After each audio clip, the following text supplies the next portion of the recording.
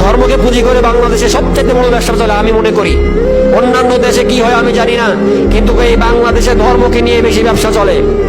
ধর্মকে পুঁজি করে নিয়ে লালন ব্যবসা চলে, ধর্মকে পুঁজি করে নিয়ে বাউল ব্যবসা চলে, ধর্মকে পুঁজি করে নিয়ে মাজার ব্যবসা চলে, ধর্মকে পুঁজি করে নিয়ে খানকা ব্যবসা চলে, ধর্মকে পুঁজি করে নিয়ে এই এমনকি গণতন্ত্রের তথাকথিত রাজনীতির ব্যবসাও চলে।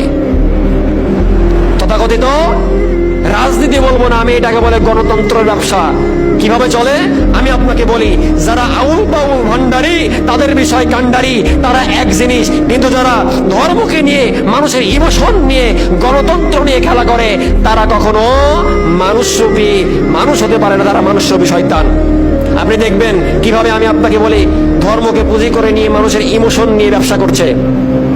যখন দেখবেন নির্বাচন আসছে, তখন আপনার যে নেতা কোনোদিন পশ্চিম, কোনোদিন আপনি যদি ওই নেতাকে বলেন তো এখানে দাঁড়িয়ে আছেন পশ্চিম কোন দিকে, ওই নেতা পশ্চিম খুঁজতে 10 মিনিট সময় লাগবে। ও কোনোদিন পশ্চিম কোন দিক ওই দিক জানে না, সলাৎ ফজর তো আসে না, কোনোদিন ওকে নামাজেও দেখা যায় না।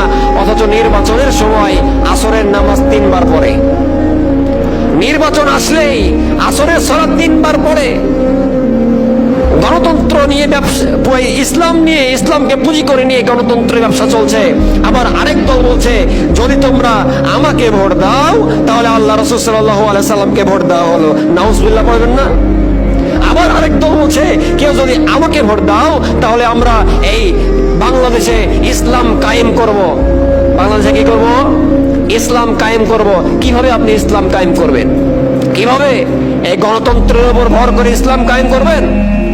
কিভাবে ইসলাম কায়েম করবেন? গণতন্ত্রের উপর ভর দিয়ে কোনোদিন ইসলাম কায়েম করা যাবে না, জিন্দেগিতেও যাবে না। এই গণতন্ত্র মানুষকে খুনি তৈরি করে, এই গণতন্ত্র খুনিতন্ত্র, এই গণতন্ত্র গুন্ডাতন্ত্র, এই গণতন্ত্র ডাকাততন্ত্র, এই গণতন্ত্র চোরতন্ত্র, এই গণতন্ত্র হিংসুটে অহংকারী তন্ত্র।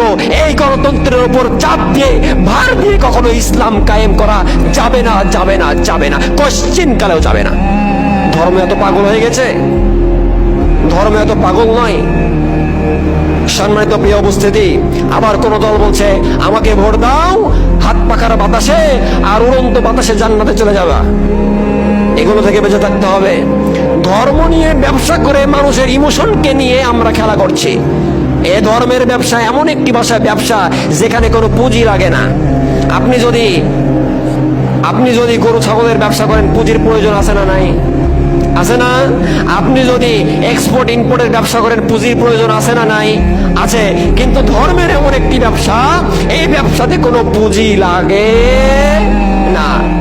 মাজার ব্যবসা, খানকা ব্যবসা, পীর ব্যবসা, লালন ব্যবসা, বাউল ব্যবসা, ভান্ডারি ব্যবসা, সবকিছু ধর্মকে ঢুকিয়ে দিয়েছে। কারণ এই ধর্ম মানুষ বেশি খায়, এই ইমোশন নিয়ে খেললে মানুষ বেশি খায়।